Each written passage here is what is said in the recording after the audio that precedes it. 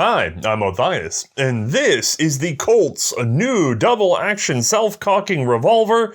Collectors actually know it as the model of 1877, or popularly, the Lightning, and we'll cover why in mere moments. But first, let's get it over into the Lightbox.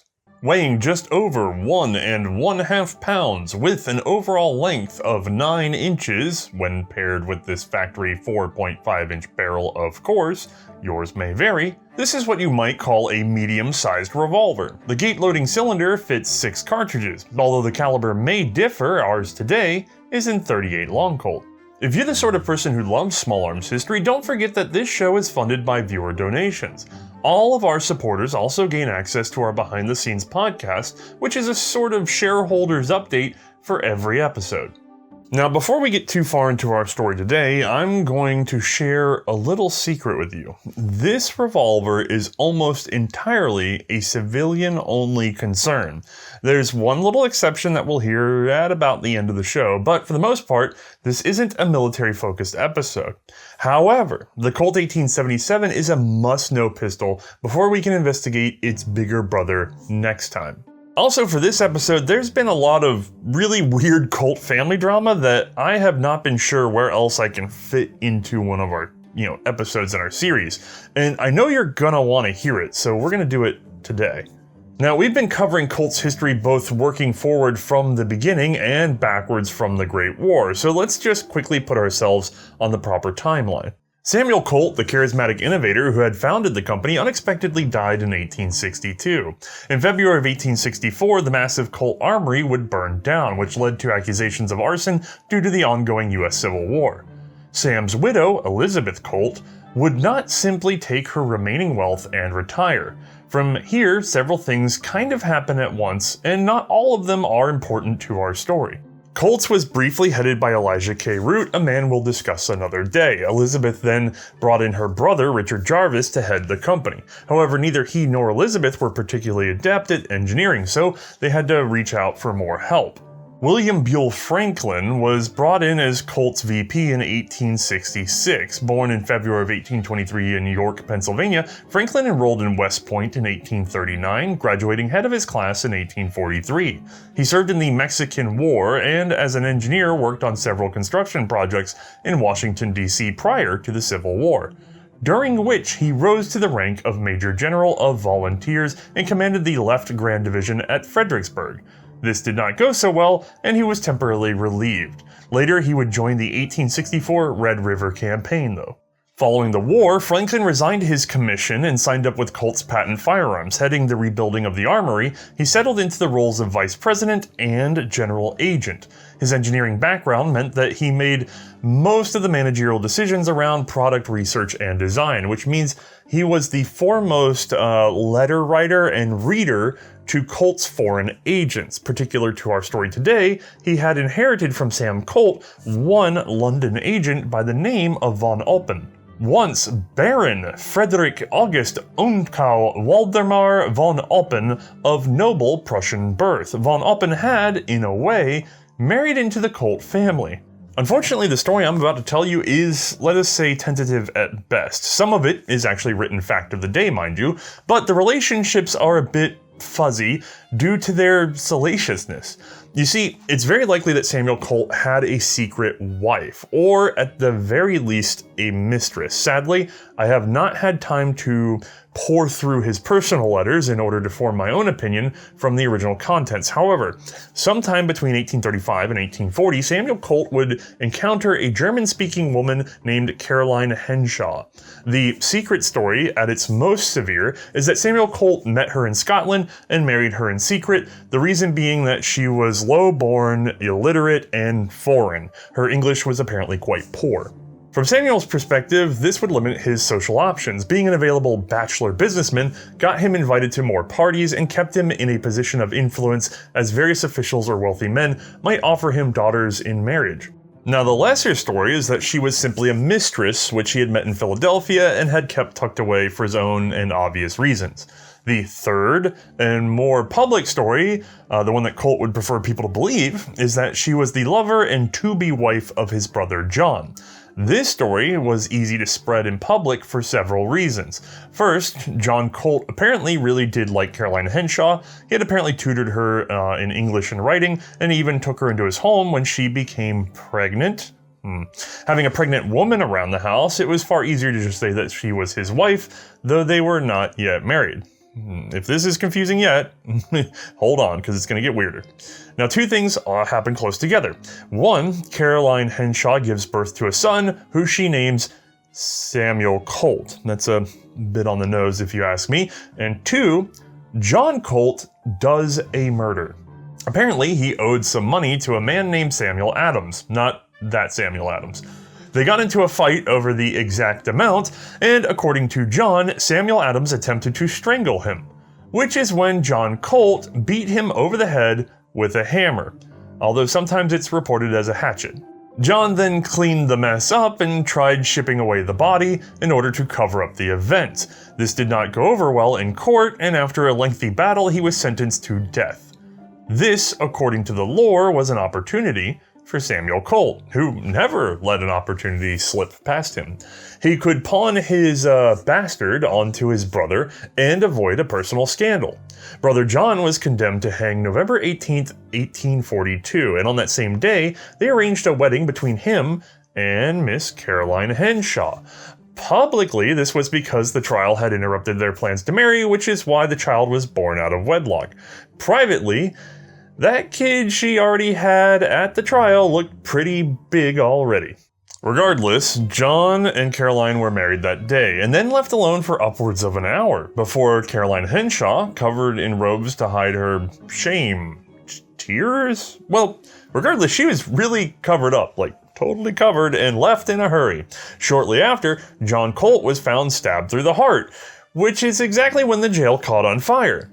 Within just a few hours, the fire was put out, and his body had already been turned over to relatives and his death declared a suicide. Really fast. This, combined with claims by various officials that they had been offered large cash bribes by Colt before all of this, has led to a lot of speculation that a quiet jailbreak had actually played out in the chaos. From here, Samuel Colt sends Caroline back to her native Prussia, along with his, and apparently he wrote it this way in his letters, nephew, quotes included. From there, the matter for Colt is resolved. His public persona in the US was saved, and he would eventually marry Elizabeth Jarvis in 1856. Supposedly, Henshaw then changed her name to Julia Isabella Ejector, who is definitely a real person with a child who caught the eye of a young Prussian officer by the name of Frederick von Alpen. There we go. Although the dates are a bit weird, if I'm honest, I can only find a claim of 1836 for his birth, but that would mean a serious May-December relationship. Another weird anomaly is what little I can find on his wife Julia is that she was born in 1836, much too late to be Caroline Henshaw. Despite these anomalies, it's clear now that Julia von Alpen was a relation to Samuel Colt and apparently too low born for the von Alpen family, who disowned Frederick for the marriage, meaning that they had to survive on just his apparent small Prussian officer salary. Julia would write to Sam Colt, who sent along $1,000 aid, so she must be related, in order to start a business, which apparently soon failed. So Frederick von Alpen was offered a job working as an assistant agent for Colt in Liège, Belgium. From there, Frederick actually worked his way up the ranks, proving to be an excellent salesman. He eventually headed the Liège branch by 1858, and then took over the London agency in 1861, just before Sam Colt's passing. By the time General Franklin came on board, von Alpen was handling most of Colt's foreign contracts. Whew, okay, I made it. I know that seemed like a lot, but I assure you, von Alpen was very influential on our gun today. Also, how could I not share such a weird Colt story? Alright, with the players in place, let's start the actual show. The year is now 1873, and Colt's Patent Firearms has just released what will become its most iconic handgun. The Single Action Army, a .45 caliber solid frame gate loading single action, obviously, center fire 6-shot revolver that would bring in massive profits. This legendary firearm, however, was not universally loved. One of the earliest production 1873s was of course sent to the London office, headed by our man von Oppen at that time, who responded to the new revolver in a letter in July of 1873. I have submitted your new pistol to Colonel Bridges and others, and they all consider the weapon a very good one and not likely to get out of order, but would prefer it made double action. Now, anyone aware of the British market at the time would have foreseen this response. The officers of the United Kingdom were overwhelmingly fans of double action operation. That's thanks to the success of Robert Adams' 1851 patented self-cocking percussion revolver. Combined with the hive shops of the Birmingham gun quarter, Britain had enjoyed 2 decades of reliable Marshall double actions. These were mostly privately purchased because, although the Navy understood the power of a wheel gun, the Army had stubbornly stuck with single-shot pistols. Thankfully, officers paid for and selected their own sidearms though. By the early 1870s, the trend was towards more compact triple-action revolvers, chambered for the .450 centerfire cartridge, like we saw in our Tranter 1868 and Webley RIC episodes. While the cartridge was a little weak, the guns were light, quick-firing, and extremely effective at short ranges against multiple opponents. Just the thing for a colonial officer expected to only draw a pistol as a last resort against a numerically superior foe in a proper battle. And even off the battlefield, British officers were often stationed in foreign lands, surrounded by native peoples who were not always happy at their presence. Having a gun that you could carry everywhere and deploy quickly and rapidly, with loosely aimed fire, maybe at a group again, especially with a large diameter bullet, was an easy choice. Samuel Colt himself had toyed with self-cocking as far back as 1842, designing a double-action only boarding revolver with integrated cutlass. Other drawings from 1858 seem to show him considering the matter again, this time for both rifle and revolver. But none of these were put into production. From Colt's stated opinion, it was due to the heavy trigger pull required, which threw off aim. Now, the US Army was mostly a frontier fighting force, long marches into empty territories with little chance to resupply. Everything had to be packed in, and most engagements with hostile forces were guerrilla-like and fairly long-ranged. The US preferred a powerful cartridge, the .45 Colt, delivered from an accurate, long-barreled, heavy pistol, so the 1873 sold a lot better at home than in the Empire. Now, this is fine for the company as a whole, but for the London agency, it was actually a bit of a disaster. Effectively, they only had 2 types of revolver to offer the market: the big army model and a variety of simple pocket pistols like the new line. These split to either side of the market, both too large and too small for what the British truly wanted, and of course, they were all single action. Frederick von Oppen would therefore begin a campaign of letter writing, ranging from passive-aggressive to outright confounded, attempting to kick Colt's VP General Franklin into developing a double-action revolver.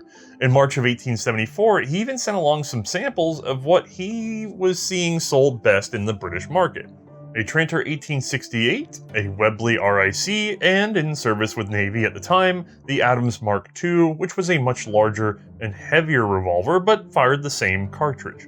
Through these examples and others, plus some speculation on potential British military contracts, von Oppen would come to request the following features from Colt's patent firearms: triple action, simpler removal of the cylinder, a loading gate that swings upwards. This was so that the left thumb could roll the cylinder when loading. A stowaway ejector rod, saw-handled grips, checker those please, and a lanyard ring. Now, these were not exclusively problems of the Army-sized revolvers. Many of these suggestions were also aimed at pocket pistols, mostly the New Line series, and Oppen would be responsible for some changes there and in other products over the years. But of course, we only care about what leads to our gun today, and eventually, its bigger brother.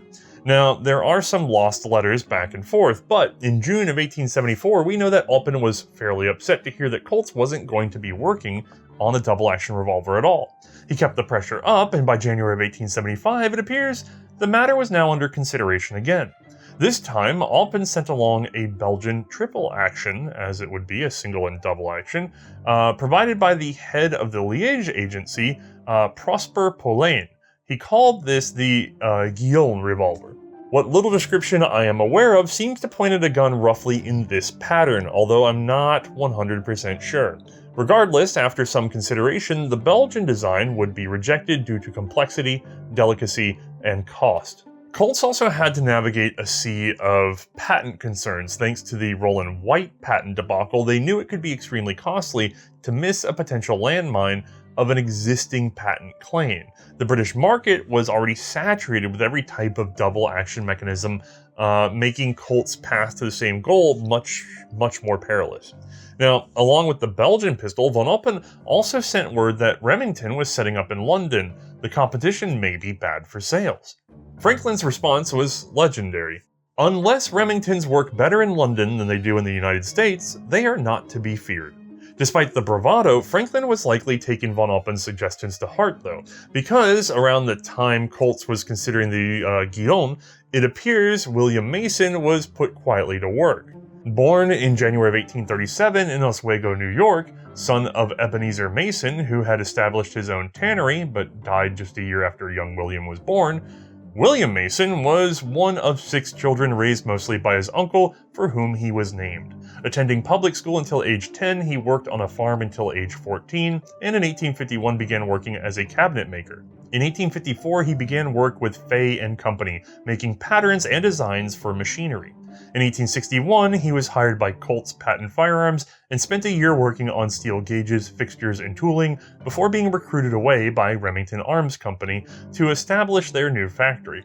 Colts hired him back in 1866, now their superintendent and chief engineer. Working with Charles B. Richards, assistant factory superintendent, they would develop the Richards-Mason cartridge conversion system and what collectors know as the Colt 1871-72 open-top centerfire revolver. This was a failed Army trials design that immediately led to the Colt 1873, again a revolver largely designed by Mason and his team. Critical for today, Mason was also the author of the patent that led to the New Line series of revolvers, which had a fair influence on our gun today. Mason's first approach to double action was likely the most practical approach one could take when dealing with a potentially limited product line. Reuse as many parts from existing models as possible. While I'm unsure of the exact configuration of this first attempt, we do know that it did not go over well in England. Frederick von Oppen responded to the prototype that he was sent in April of 1875. The barrel was too long, the trigger too heavy, and the pull too long. There was no safety notch, and the stock shape was awful. From his own words, "It is better where necessary to design new parts for the pistol than to make an imperfect pistol which allows for old parts being utilized." From Oppen's criticism, we can infer that Colt was trying to reuse the existing 1873 grip and probably the frame as a whole. Now, I happen to have a suitable reproduction 1873 right here. This big plow-like grip is fine for single action, where it's necessary to walk up and down the grip a bit to work the hammer. But a double action gun, well, in this period they had much stiffer triggers and benefited from stabilizing the hand. Oppen had actually requested a saw handle grip. And when he says saw, he means one of these guys. For the Colt 1873 single action army, of which this is a reproduction, it was a single action cock and fire only revolver. See, nothing here. Now, the grip, being this nice curved sort of plow grip, was perfectly acceptable, and matter of fact ideal, for being able to rock up and rock down, and let that grip move as it needs to for you to be able to work the hammer. Unfortunately, that's not great for double action. If I want to pull in to my palm, so as I pull this finger and I'm closing in, that's going to make this want to naturally slide, especially once you start shooting. And therefore, it's not going to brace you very well for the next shot. You're going to have to refit your grip. When it was a single action only gun, walking your grip a little bit made sense because you're constantly manipulating the gun. But when it went to double action, they wanted something that would hold firm no matter how much you went back and forth shooting. For that, they managed to borrow from, one of these saws. Not necessarily this model, but something like this, which was available in the commercial tool market. Notice the nice steep knuckle up here, sort of this section, that's what we'd call a knuckle on a gun. And then we have this palm swell. And then on the inside, we even have this tapered around the corner and everything to make sure that we have a grip with the pinky, that it's supporting the whole hand. That's because you're supposed to spend a lot of time going back and forth with this particular tool. And so it's made to not tear up your hand when it's going back and forth. And in order to avoid blisters and the like, well, you don't want your hand moving up and down. You want it nice and locked in, and so that it holds position no matter how much work you do. This sort of grip is ideal for a double action heavy trigger pull revolver.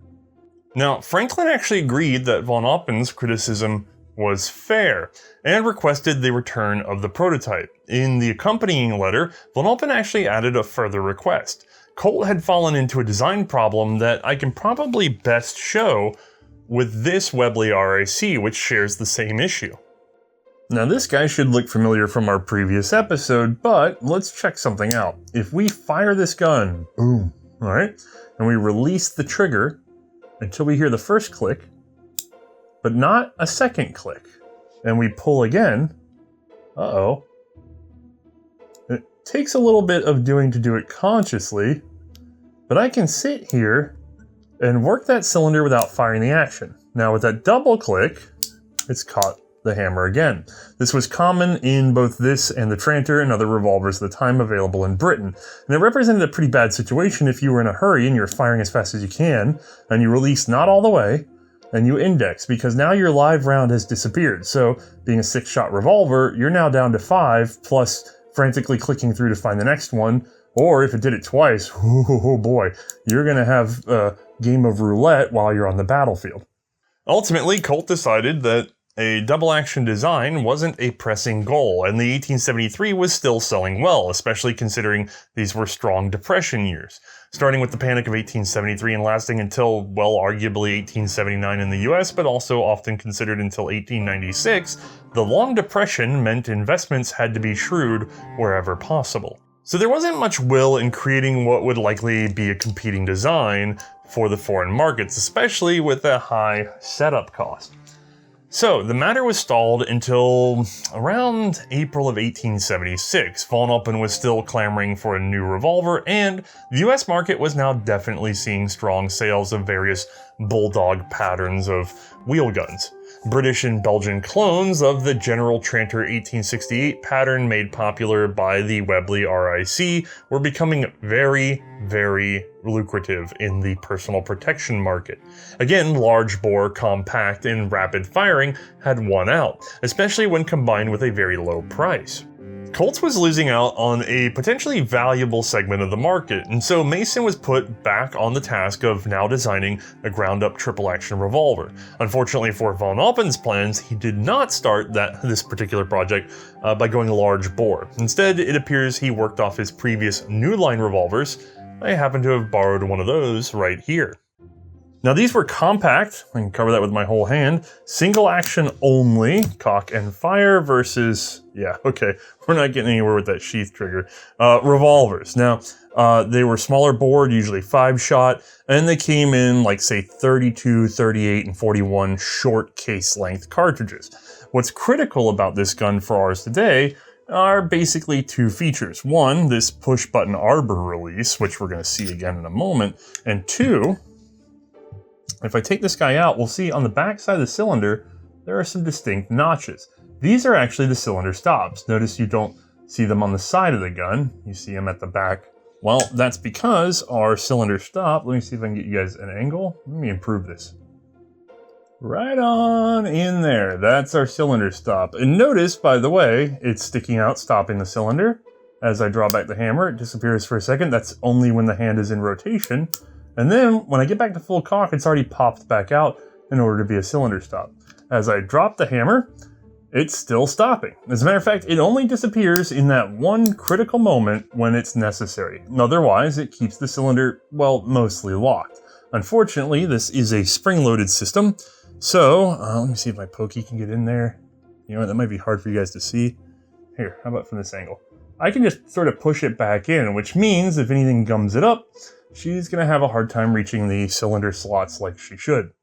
While I have no documentation, it appears that a handful of the New Line features and its expected market position roughly were smashed into both some features of the much larger Colt single-action armies, mostly styling if I'm honest, and it was merged with a unique triple-action lockwork that, in my opinion, was actually evolved from the Tranter. Interestingly, Colt does not seem to have patented the lockwork, which means that they felt it was in the public domain already, meaning they knew that it was based off an existing design somewhere out there. Our revolver today credits 3 patents. Richards of September 1871, I believe the core feature here was the double-palmed hand with limited travel so as not to bind the cylinder. Mason's patent for the new line revolver was also credited. In this case, it's likely the rear cylinder stop we mentioned earlier. And an 1875 patent that covers a spring-loaded loading gate. At least that's the part likely in use, other bits were abandoned. It appears Mason's work was underway by April of 1876, as Franklin's letters start including mention of an upcoming 38 caliber self-cocking revolver. The cartridge would be the 38 long Colt. This was a heeled, externally lubricated bullet, 0.375 inches in diameter, or even a smidge more. It had been introduced with the new House and New Line pocket revolvers, an evolution of a round made for 36 caliber cartridge conversion. This early black powder version of the cartridge had a case 0.88 inches in length. By November, Franklin declared a sample of the new revolver would be sent in the next shipment to London. However, this was stalled until January of 1877, which is finally when a compact single and double action revolver was sent along to Von Oppen. Although it wasn't quite like this one here. The first version sent over looked like this: 38 caliber, short barreled, single or double action, 6-shot, gate loading and unloading without a mechanical ejector. Instead, the exposed part of the central arbor was made long and checkered to provide a good grip, as it was removable with a push of this spring-loaded button and served as the ejector rod when the cylinder was taken out. The grips were also one piece and required taking the back strap off in order to remove. The very first were of rosewood, but quickly gave way to gutta percha, a hard natural rubber. Obviously, that gun does not look like my own, which means Von Oppen, you betcha, he had opinions. Franklin's letter beat his package, so even before the pistols could arrive, Von Oppen had already written back, dismayed that they hadn't done the gun in 45 caliber. Interestingly, Franklin responded that they were already considering a 45 design, but that Oppen should please criticize the 38, which he did. Once in hand, he already disliked the size and the weight, considering it too large for a 38. The mechanism was far too complex, and where is the ejector? Despite his objections, the new Colt revolver was going forward. By February, there were already orders for 1,000 units through various resellers, and in March, Franklin responded to Oppen in defense of Colt's first double action, really. He compared the Colt to the Webley RIC. The Webley's trigger was 11.5 pounds in weight, the Colt's was 12.25, so not that much worse. The Colt's lockwork had 12 core pieces as opposed to Webley's 10, and overall the Webley had 35 parts, whereas the Colt only had 44. I'm not sure Franklin understands what he's arguing for at this point. He also left out another key feature. The Colt was more expensive and used a small bore cartridge despite being as large as the RIC. However, there was one bright spot. Webley's pistol used a constant friction spring, whereas the Colt was a properly locked pistol, less likely to wear down and smoother operating. More on that in a bit. The first batch of 25 model 1877s would be sent to London in April of 1877. The cost was $15 a piece wholesale. Colts originally called the pistol the new double-action self-cocking central fire 6-shot revolver. Really rolls off the tongue. Thankfully, distributor Benjamin Kittredge had a better name for it in his advertisements: the Lightning. The Lightning Colt is a double-action pistol. It can be shot all the 6 chambers in 2 seconds. 6 thunderbolts in 2 seconds, hence we call it the Lightning Colt. Overall, it appeared that Colt's US clients were pleased with the new product. Von Oppen, however, was still unhappy about the lack of ejectors, but Franklin responded that they would soon be on the way. Mason and the rest were apparently working out the details on a replacement central arbor, which would have the ejector integrated into it. Apparently, a few iterations were tried. This, however, is the only one I know of for sure. Here, the ejector is stored down the central arbor. It can be withdrawn like an Adams or Perrin ejector, and then slid over. Apparently, this assembly was fiddly, weak, and unpopular. It was never adopted for full production. Instead, it seems further trial models were shown to various business partners until William A. Seaver, secretary to a group of Colt's largest distributors, sent along word that they were unhappy about the situation. They had apparently been sent a sample of a new Colt double action near October of 1877. This example was apparently chambered for a new cartridge and had one of the varied experimental ejectors. They didn't care for it, and instead requested that a fixed ejector like that found on the Colt 1862 police conversion be fitted, which really was just a smaller fixed ejector like the single action armies. Well, at least it was easy to execute. And with that decision plus a couple others, we finally get, well, the revolver that I have here today. So let's take a closer look.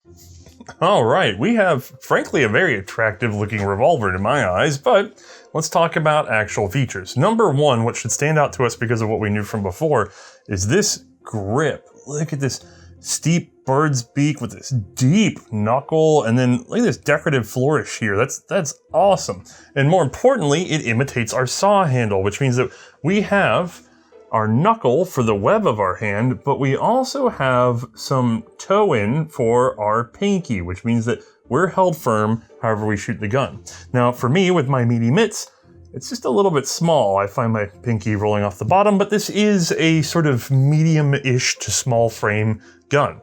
Now, otherwise, what do we have? Well, we have a single, boom, and we have a double, oh god, oh that's a little stiff, boom, action revolver.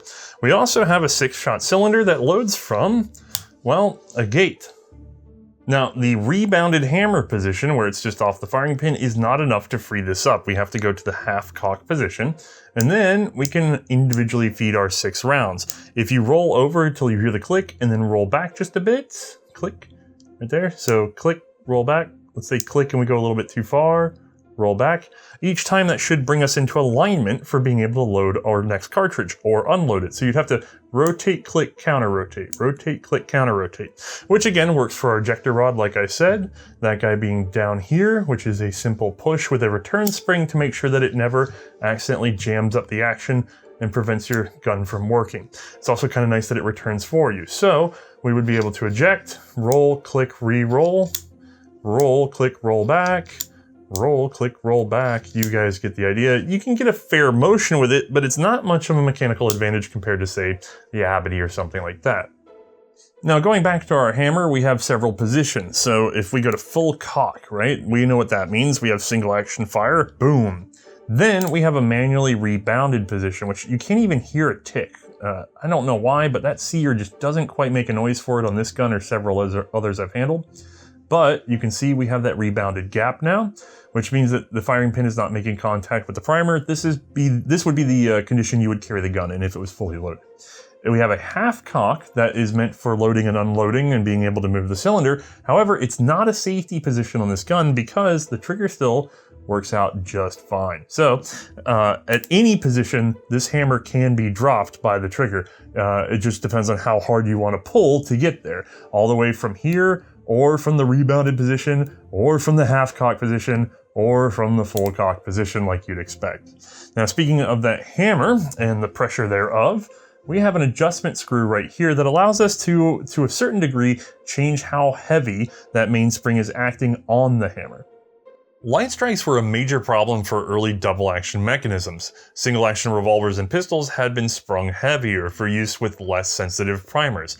It's likely that the low sensitivity of those primers was actually kind of a safety feature, and that a half-dropped hammer was less likely to set them off.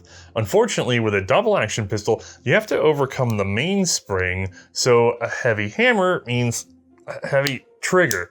Trying to find the balance was hard enough given individual tastes, but differences in ammunition manufacturers could make for an unreliable combination in a gunfight. Better to give the user some choice in the matter. Now, I want to point out something that you may not be aware of. This cross-pin release for the arbor comes from the New Line revolver, like I said earlier, because at this time, the 1873 was still using a screw head release for its arbor. There's no button on this reproduction of the early version of the gun, nor was there on the early version of the gun. Alright, to actually use this guy, we just push it in, which means it pops out on the other side a little bit. But we push it in and pull on our arbor, which is textured for exactly this operation. This one's been smushed a bit because somebody took pliers to it when it got stuck. If you release the button before you remove the arbor completely, it should pop down on another half moon cut in there, which means that this pin is now locked in this position. By the way, that's a little bit of grease that we put on the gun. This pin's now locked in a nice safe position where you will not lose it. If you continue to press it down, you can take it all the way out of the gun and potentially lose it in the dirt. So let's just go ahead and, I like that spot. Now I'm gonna flip this guy over. We're going to set this guy into the rebounded position on the hammer so that our firing pin is not gonna get skipped on the cylinder. And then we're gonna pull our cylinder out, nice and simple as that.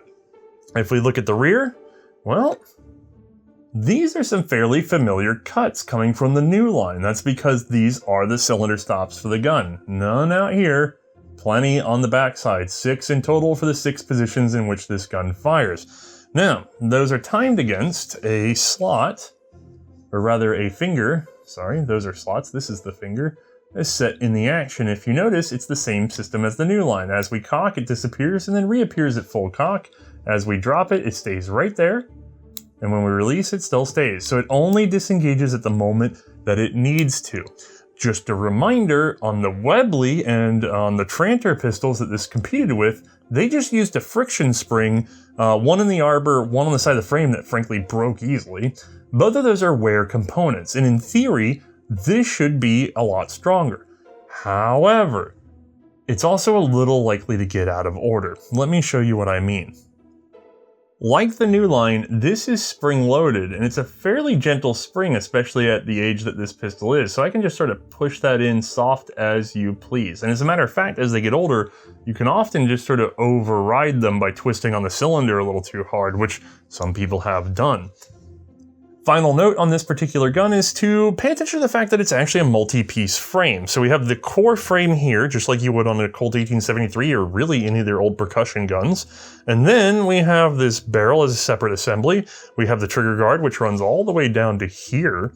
Then we have this back strap that picks up and wraps around. And that back strap with the hollow inside, although there is a mainspring in there, was the reason why the original grips were a singular piece. Instead of a panel here and a panel on the other side, they were 2 panels merged together, as in always having been one piece actually, with a narrow strip down the middle that the back strap would wrap around. In order to take them out, you'd have to take off the back strap. You'd recognize them if you saw them because they would not have a screw through the stocks. They originally would, moved on to gutta percha, and then of course gutta percha 2-piece like this one here.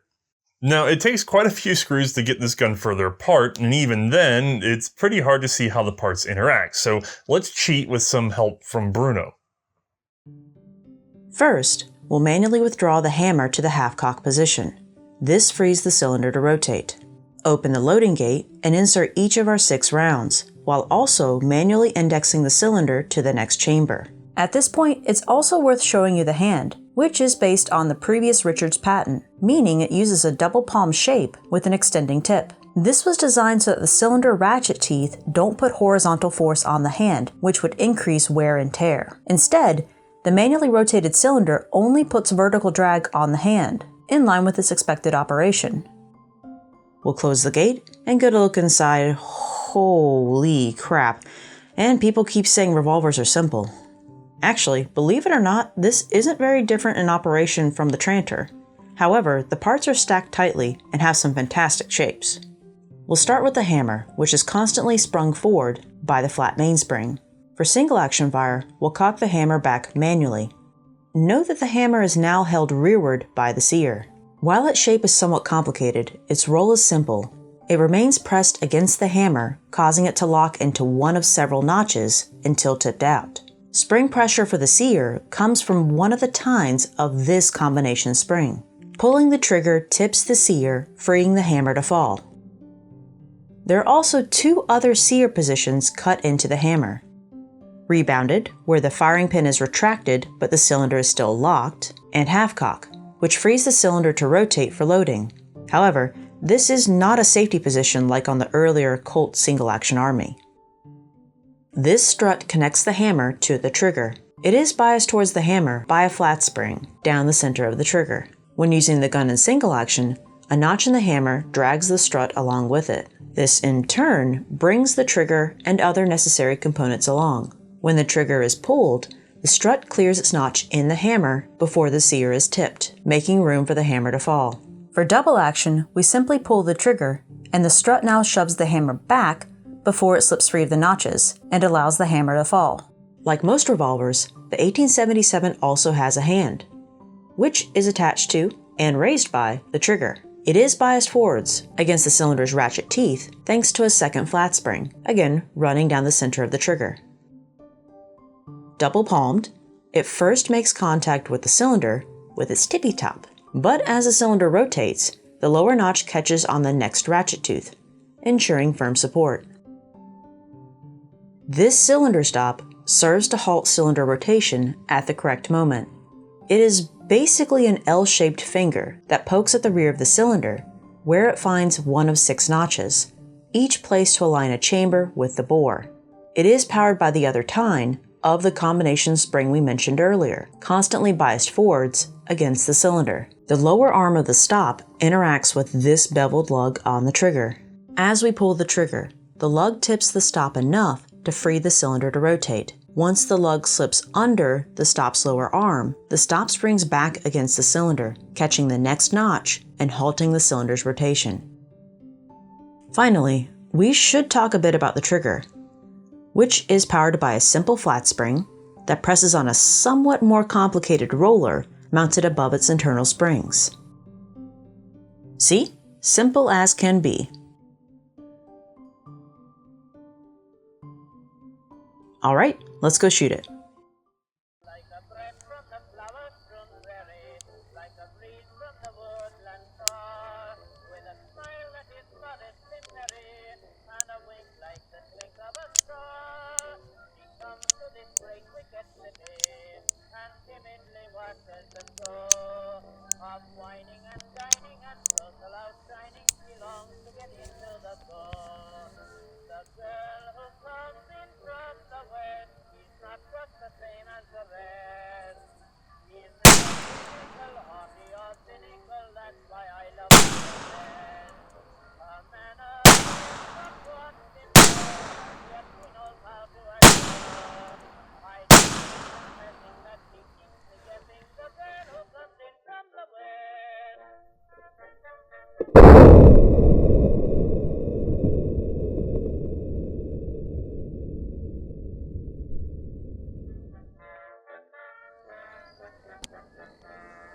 If you speak to this bashful young preacher, he will flush but the rose in you. If the game of flirtation you teach her, she will say, go away, oh please do. I've heard that some girls in the city are inclined to be equally shy, but you girls are true girls and never. It's cute. Now, when we left off, the Allies, a group of major Colt distributors, weren't entirely happy with the Ejector added to a new version of the 1877 that they were being shown. Other than the rejected Ejector, what else was different? Well, it had been chambered for a new 41 caliber round. This was also an adapted new line revolver cartridge. The case length was increased and a heavier bullet with more powder added. The 41 also had the advantage of using the same hardware overall, instead of having to introduce more unique components and driving up production costs. 41 would long keep a reputation as being both compact and yet still a potential fight stopper. With the introduction of a new cartridge, Kittredge would coin a new name. This new revolver was the Thunderer. Eventually, a .32 caliber cartridge would also be added to the series, although it was the least sold and remains by far the rarest of the standard 1877 chamberings. The .32 was known as the Rainmaker. And while we are talking variations, there are plenty for the 1877 revolver, ejector or ejectorless. You have your choice of 3 cartridges. It was finished most often in nickel, but next was blued steel, and there were a smattering of case-hardened frames. There were also 5 different front sights over time. All half moon in shape, these started 1/4 inch long, then about 1/2, then about 5/8. Scarce examples can be found with target sights or even single Action Army front sights fitted. Factory barrel lengths ranged from 1 1/2 inch all the way up to 7 1/2 inches. I feel like neither of those would be my preferred option. This little 4.5 is fine. Now, as a lot of you probably know, the Colt 1877 has a mixed reputation at best, at least in collector circles. Nicknamed the gunsmith's favorite, it has generally been accepted that this little guy gets out of order fairly easily. Unfortunately, I don't have any hard data to prove this particular claim one way or another. I've heard trigger springs, in particular, were prone to breaking, but my suspicion is that most issues with the 77 actually comes from, well, the operation of the cylinder stop. Let me show you what I mean. Alright gang, you remember our friend the cylinder stop down in there? Well, we can see him just barely. He retracts and he peeks on back out. Peek-a-boo. Well, I'm going to take this thin piece of paper. And it's thin, alright? This is the worst magic trick you've seen all year. Hasn't been a long year yet though. And we pop this guy back. I'm going to put this in. Cock all the way back, and then I'm going to pull the trigger with that little piece of paper there. Again, the mildest of resistance, right? I'm going to withdraw my piece of paper, and then I'm going to see whether or not this thing actually locked the cylinder. Oh, it did not. I mean, it is, oh, nope. That is, oh, there we go, finally settled in. That's not ideal. That means that a little piece of grit, a low amount of mud, really minimum pressure is going to stop that guy from engaging. And I suspect he's the reason why we see so many problems with this gun.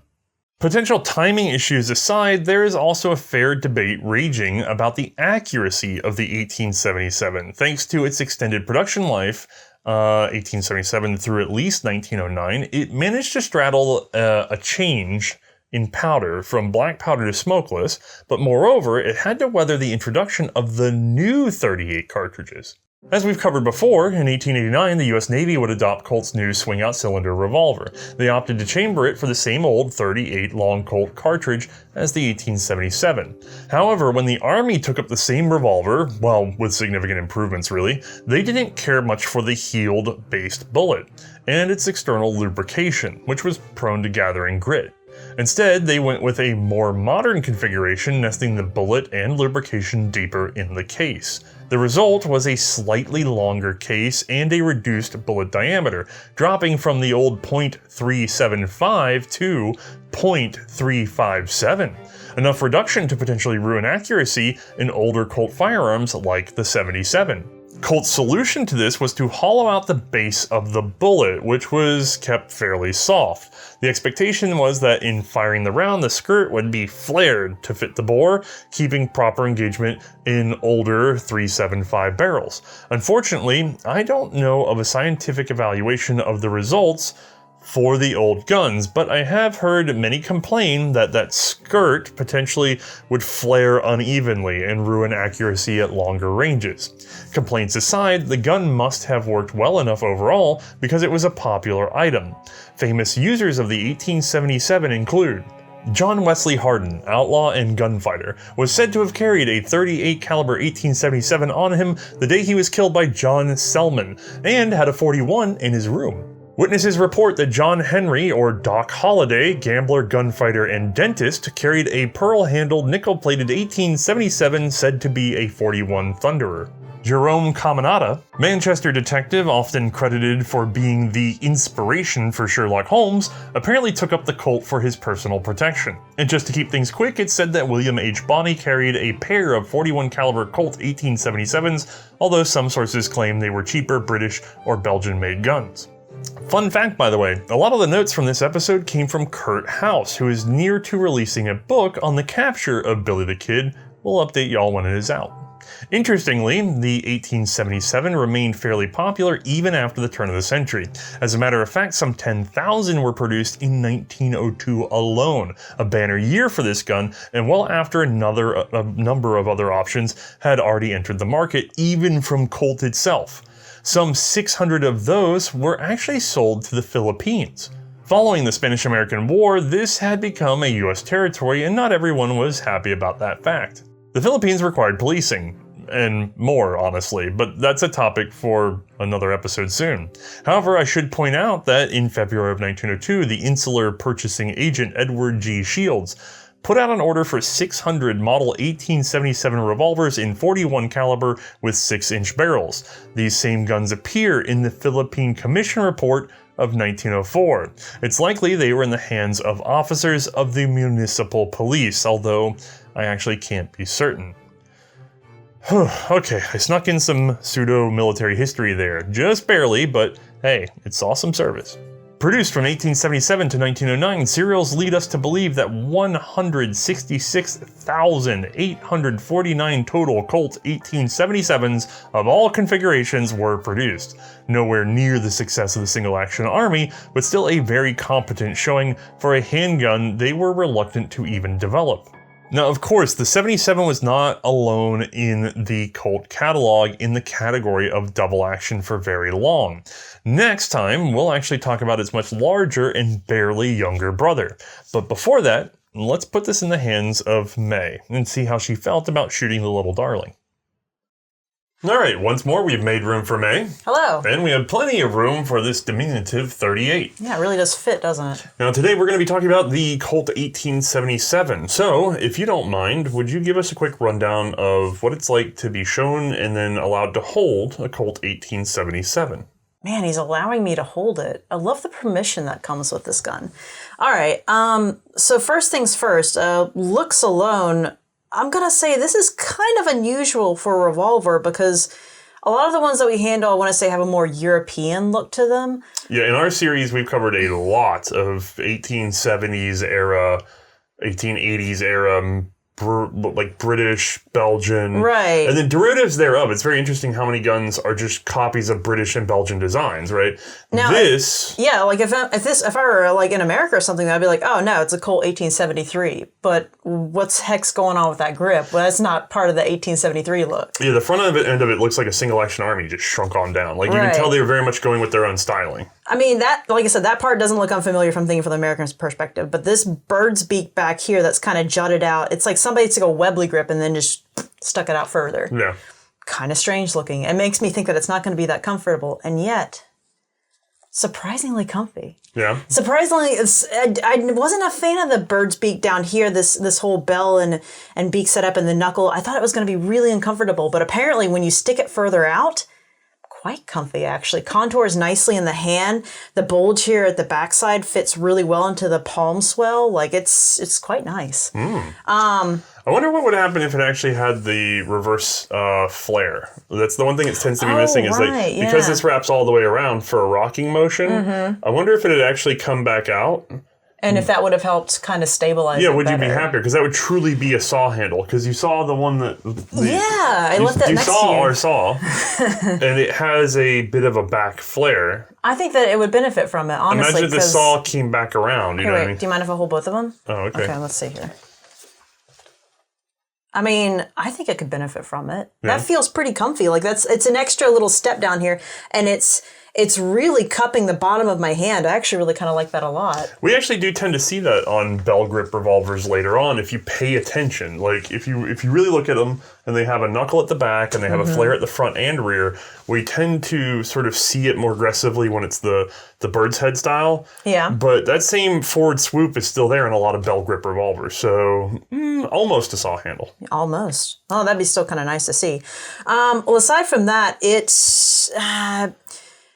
pretty much loading and then unloading, it was an interesting feel to it. I have to say the half cock is a bit soft, and you can see it even on camera where I was like, am I in the half cock? Oh wait, I've gone a little too far. And then I gently let it back forward, and I was like, oh okay, I didn't really actually feel myself fall into the half cock because this gun is kind of really quiet, I've noticed. Yeah, no, ours is quiet, don't get me wrong. I've handled some others, and they still have a sort of lack of positivity. Yeah, no, granted, rolling the actual cylinder, quite surprisingly nice. It has a good sound to it. Well, you're hearing the same old ratchet tooth and hand clicking against it, right? Right. I think the reason why this sounds so soft is that the sear is traveling a very short arc. It's got a very short arc to it. And even for, there's a lot of sear notches that are very shallow, don't get me wrong. Right. On this, it is a blade. And you can kind of see it in our animation. I'm sorry I didn't get to take this gun down as much because it's a mixed piece gun. Like, it has a bunch of frame components that make it hard to get in there. So Bruno had fun then. Yeah, right. So the notches that are cut onto the hammer that the two-toothed sear rides on are extremely shallow. And so there's really not that far for them to go, and there's not that much mass because it's a broken apart so that the strut can get through the middle. And I think what it's doing is it's causing it to just sort of go tick. Just a gentle little settle. Right. I gotcha. Okay. And it's positive, it's holding, but you just don't, you don't hear it. It's very hard to hear through the microphone. And especially when we're on range, when there's other sounds happening, I could barely even feel it, let alone hear it. That's the thing. Most revolvers, you actually do feel it. Right. It's really weird how much you can't feel it on this one, even when going into the full cock. So you could barely hear that probably through the mic, but even on range, it was not a very positive sensation. And especially with this one, you can still pull it a little bit further back even than when you go up to the full cock. And I was like, did I go all the way far enough back? And then I gently let it back. Yeah, okay, I definitely did. But on range, it's a little There's also difficult. something about the softness makes you sort of afraid that it's not fully engaged. Right, and that makes a shooter nervous. Yeah. Well, this shooter, at least it does. And then actually getting my thumb here into the gate, I noticed I was kind of worried that I'm glad it is as gentle to open as it is, because I personally worry about catching a fingernail or something in this. This is not the best gate access. It's very sharp. That's, again, like the single-action army. Yeah, not a fan of that. And then you have to manually roll the cylinder. Unfortunately, no ABID system there, but that's what it is. Nice positive clicks, and it rolls pretty easily, so there wasn't really an issue there. And if I was worried about lining up, all you have to do is roll the cylinder back a little bit, lines up perfectly with the actual gate There are a lot of access. guns that do not do that. Right. Kind of not great, but this one at least has that option. And then the ejector, love the ejector rod. It's a spring assist, so it feels really positive and it's very smooth. Granted, I'd be worried about potentially any mud or muck settling in this little access travel line here Yeah, for so it. it has the classic tube that has a slot in it, Mm-hmm. and we've actually kind of found that they gum up less if it's just a free-floated ejector rod. Right. Versus one that's almost completely shrouded, because the shroud can gum up and it ties up. Like this one, I had to take it apart and clean it when I got it because the ejector rod was sluggish because stuff had built up in there. Yeah, and all you'd have to do is drop it on range once in all that mud, and it would instantly be a pain, I Right, imagine. now if you don't have the shield, you can bend the rod itself because it's a very thin rod. So, Right. But that's kind of it for ergonomics, I suppose. Now, I will say this does feel much denser than what I was expecting it to feel for the size of it. It doesn't look that big, but it actually it's got a lot of mass right here to it, it feels. yeah, it looks like a delicate gun. I mean, look at the contours. It narrows in many places. It has lots of little filigree going on. It's got a lot of weird little shapes and curves to it, too, that I'm just not expecting with these. Yeah, they've been milling away at that metal to keep down the weight somewhat. And still, it's a dense piece. Like, it's not made out of bubblegum, you know? It's, this is a steel gun for the most part. And it shows. Yeah. And last but not least, I did want to make sure I mentioned it in here. I kind of feel like I'm having to... Yeah, I'm definitely having to. I remember on range, I scooted down the grip to kind of level out with the trigger a little bit more, but I am having to kind of reach pretty far down at a weird angle to hook that trigger just right. Yeah, your trigger is well below your knuckle. Yeah, that's a long pull. Oh, I guess we'll talk about that in a second. Okay. Well, I mean, it's your show. Yeah, that's true. So I guess we're going to talk about actually firing the thing. Yeah, so like we said, we tried to do both single and double action whenever the gun options both. You don't have any real sight picture with the hammer, or you do have to pull the hammer back even to just gain a little bit of access. Oh, thank God. Okay, I do definitely have it.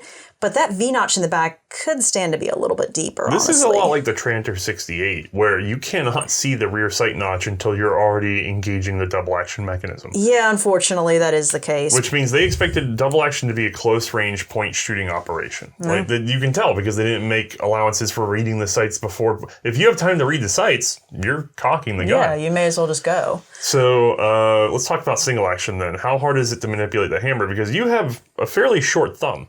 And on this show, we've seen you struggle with hammers before. This is true. I will say this one wasn't bad. I was expecting it to be bad because it does seem like there's a long pull to it. However, that being said, not a lot of weight behind it. I don't remember struggling. Sometimes the actual shape of the grip can get in the way too for me, but this one, surprisingly not able, the knuckle here up the top didn't get in my way at all. I was able to get a good solid purchase on it and realignment pretty quickly.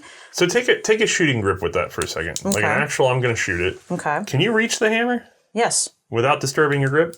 Oh, that's quite lovely, actually. Now, granted, I don't think I was quite that smooth on range, but, still, I can still have it up here, pull my hammer, and be ready to go. Okay. That's not bad. That's not normal for you. No, it's the right size for me. We picked you for your height, period appropriate. But the thing that's going to be different is, Mae being female, most of the users being male, they're going to have larger hands. Right. That's sort of the big thing. Yeah. Are you going to end up actually too...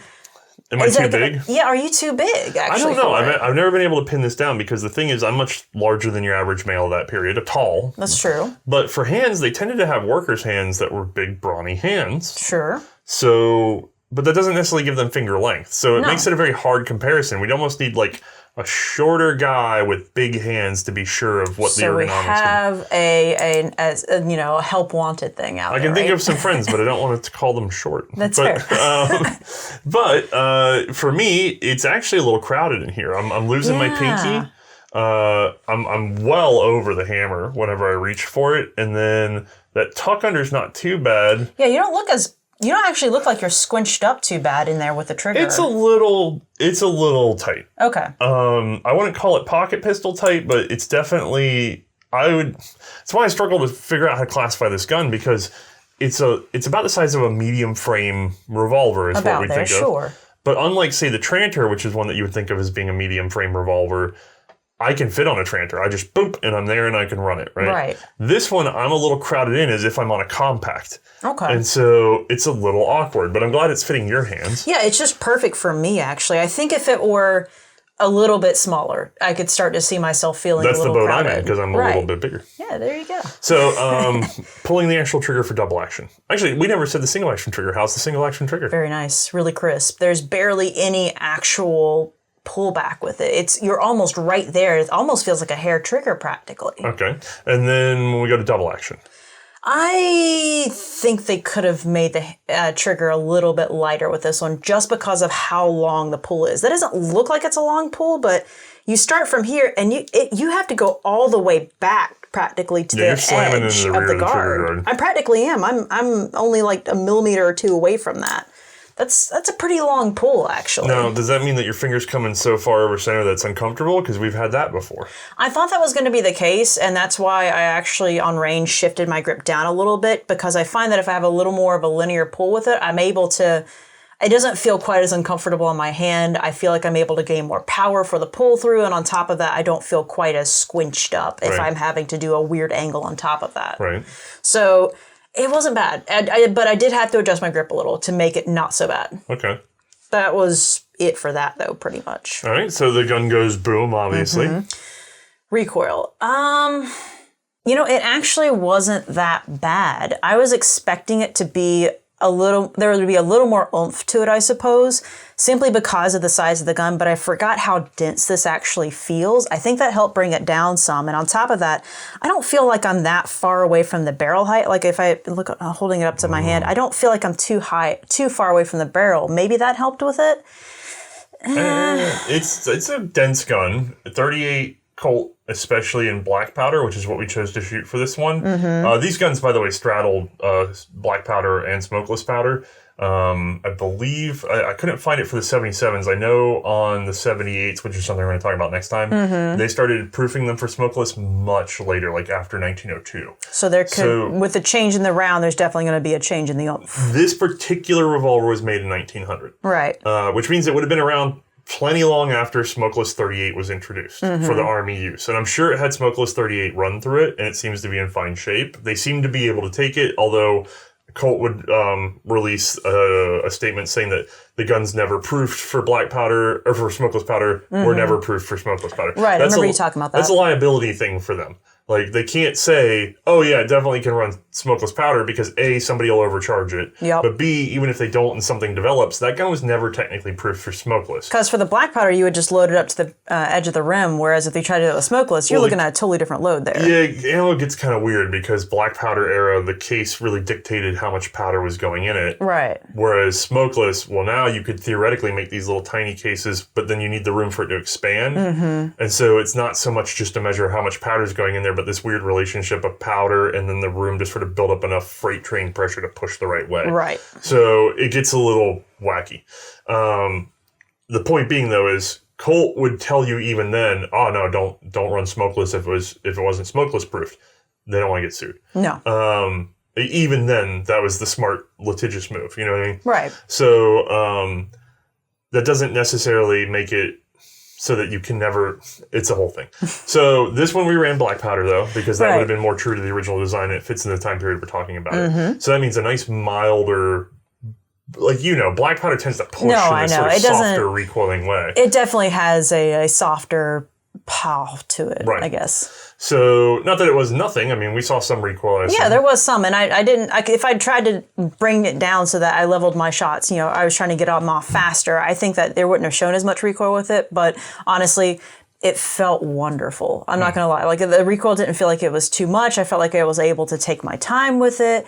It was really, honestly, quite pleasant to continually shoot rounds for this thing. It didn't hurt. I don't know if we have the old footage, but it'd be interesting to see if we can sort of compare it to the recoil of the Colt New Army. Because we shot that in .38 Colt as well. Right, yeah. But I believe smokeless, because that would have been standard for then. I'll have to throw up a comparison if we've got the footage for that. That'd be nice. So, that's really the biggest comparison to this gun is what would come after it is the .38 sort of medium frame New Army revolver. Mm-hmm. Obviously, that's a swing out cylinder simultaneous eject. Oh, yeah, so we're already looking better there. Right. But this is 1877. This is, 20 plus years before. No, it would have been 89 is the earliest version of the new Navy, although that had problems. But doesn't Europe already have some better revolvers out there? Like, they've already got the Webley RIC going on, too. Yeah, actually, Webley RIC would be the one that this was designed to compete with, right? So this is in response to the Webleys, or at least what was being cloned out as, by various manufacturers in Belgium. Mm-hmm. How do you feel about this gun stacking up against maybe, let's say the RIC? That's actually a better comparison.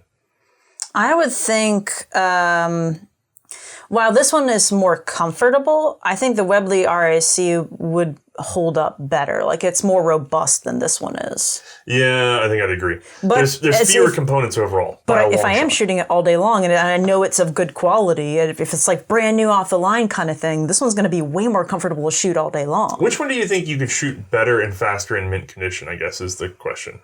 That's kind of hard to judge because we don't have this right ammo necessarily for this one. Oh, you're talking about the grouping opening up? Yeah, I didn't care for that. And I know the ammo, the bullet mold needs to be skirted, right?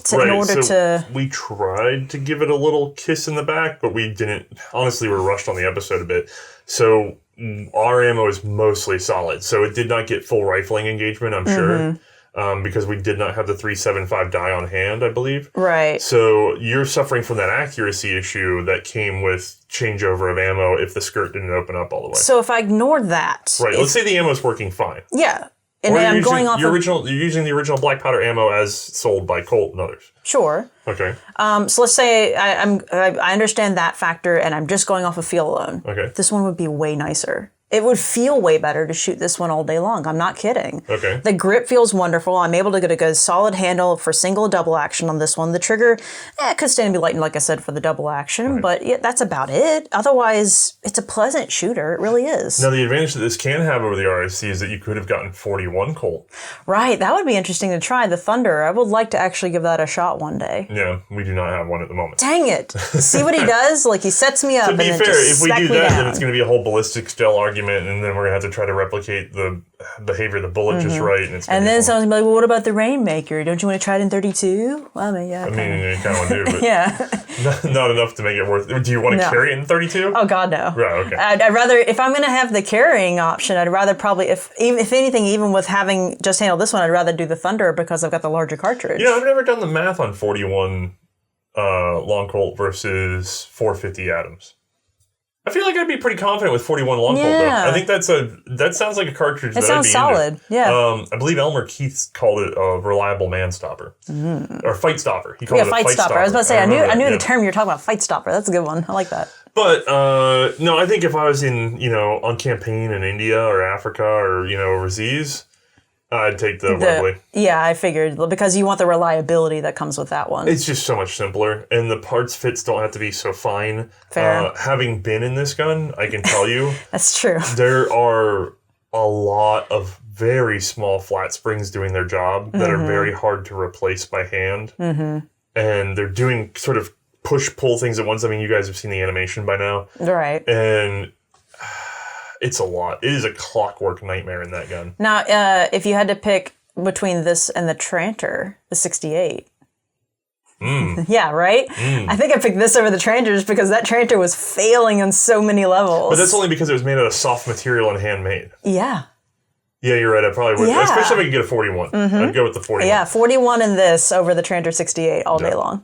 Now, all that being said about the mechanism, I will say after doing this episode, I have a lot more respect for this gun than I did before. Because I had just heard the rumors that it was a disaster. So you were not respecting it before this episode? No, I did not. No. Okay. Oh, I actually have, it's funny, we've actually had people say that we do American exceptionalism. Okay. Like that we give into this sort of like America first mentality when it comes to firearms. Do they really think we do that at the show? Some people have accused me of it, and it's very interesting because I don't think we do. I don't think we do either. I'd like to think we give a good shot to everything. We've hated on a lot of things. I will say, in American Ordnance, we actually don't have the worst ideas, but our execution has been awful, at least in the World War I era. Mm-hmm. We were terribly behind on machine guns and things like that, though. Oh, yeah. And then, of course, by World War II, there's the whole BAR argument that happens every day in our comment section on one of our BAR videos. Yeah, that Minute of May one exploded. But when it comes to Colt, I've actually always been really critical of Colt because they're very slow. They're slow adapters. Other than sort of the first start of the company, they have really never been that innovative, but I'm sorry people get mad at me. And I know, yes, we got to cover the 1911 at some point, and that's a bit of the exception. Mm-hmm. But in terms of the revolver market, they only tend to place what I would call safe bets, and even then they make decisions that make the bets a little more precarious than they should have been. Mm-hmm. So looking at the 77, which even Colt guys say is a terrible gun, right? That made me go, holy crap, if they realize that thing's terrible, it must be really awful because they love stuff that I hate, right? Mm-hmm. And once I got into it, I think I understand it in the terms of we have to enter this market where, because it's specifically made for the British market. Okay. And yet it's sold well in America, right? And so when they designed it I don't know how they thought this was going to work for the British. Doesn't even look at like anything they have. Well, it's all through letter writing and samples, and they don't live in that market, right? Mm-hmm. So they design it for the British market, and they have to dodge all these patents. And the British had patented everything in terms of double action, or they had Belgians design it and go through British agents to get it patented. And by 1877, there's a lot of stuff that was already covered. And the more we talk about the revolvers, the more I can show you guys. The big ideas were settled in the 60s, if not the 50s. And so Colt walks into this market and they have to have something that they can clamp down on and protect. And this gun, unlike any other Colt, has very little patent protection. The action itself, the mechanism, has no patent. They considered it public domain. And I can see why, because it's very clearly a weird transformation of the Tranter in order to avoid the Tranter patent. So they were like, ooh, let's not patent that, though, just to be on the safe side. So they take all that and they want to have their classic Colt styling, and they just cram it into that frame in a way that it never should have worked. They should have gone with a totally different frame. But this is how they know how to make frames. So that's what they... And so it's institutional momentum plus no real room in the patent world smashing into each other. So just desperation, that's what this gun is. I wouldn't say desperation. It's actually quite innovative. I mean, it's incredibly innovative, and it's kind of like, we talked about the Mosin Nagant. The Mosin Nagant, not a great rifle. No. I'm sorry everybody gets mad at me for that. Not a great rifle because... I mean, I personally own one. I can confirm, yeah, but I still love it. Right, because the engineering got so far away from what the actual use case was, right? Mm-hmm. This gun isn't engineered to be the best single and double action in the market like all the others it competed against were. They got there first, so they were engineered to be the best at doing that. This gun was engineered to get around all the others and fit in a Colt single action army frame, sort of. That's what its engineering goals were. Dodge the patents, fit inside this weird frame. Those are their two goals, just on the whiteboard, just those two things. The engineering in that, to get those two design goals done, is amazing. it's just not the best revolver you've ever seen. You know, I really enjoyed your TED Talk just now. I saw the carpet here beneath you. I actually really after this, I actually quite love the 77, but in the sense that I love all sorts of guns that have been tortured into this like weird role that they were never meant to have, but law and opinion sort of put them there. It's got to look like a Colt. But it's just one of those things where it's like human nature has formed on this gun so much more than utility. And I kind of love it because it still worked. It was still very popular. It still did better than its younger, bigger brother that we're going to talk about next time. You're just giving them spoilers, aren't you? I think it's a cool gun. People still think it's a cool gun, and I've earned a lot. It's earned some respect. That's all it definitely has made a bigger impression on me after shooting it, at least. Yeah? Yeah. That's the funny thing, too, from all this. Mae likes it. Yeah. At the end of the day, like I was not happy with my performance on target, but actually shooting it was one of my more pleasant experiences with revolvers for this show. Yeah. I actually tried to borrow one of these. And now all of you are going to email me offering to loan one. I already got one. Yeah, I asked all of my Discord. I asked around. Nobody had one to send me. That was timed. That was in time. Yeah, they people wanted me to repair something. Yes. Oh, yeah. But nobody had one to send me. So I got lucky and I found one for inexpensively. And I was like, good, I'll just resell it after this episode. Watch this. Mae, will you allow me to resell that pistol? Probably not, no. Because this was just too fun to shoot. I want to actually... would you like me to make some more ammo for that? Well, David, yes, I would like for him to make some more ammo for that. Okay. Yeah. Yeah, see? The Colt 1877. It's a heart winner. Yeah, it really is. Okay. Well, I take it you would not be happy with that. This is no longer a Great War series, obviously. Yeah, no. World We've War already... Yeah, okay. I didn't think no. so. All right. Any final thoughts? Nope. Just happy that we're going to have this here with us for a bit longer, and hopefully I can beg David to make some more ammo for me on this one. All right. Y'all have a good one. Night, everybody.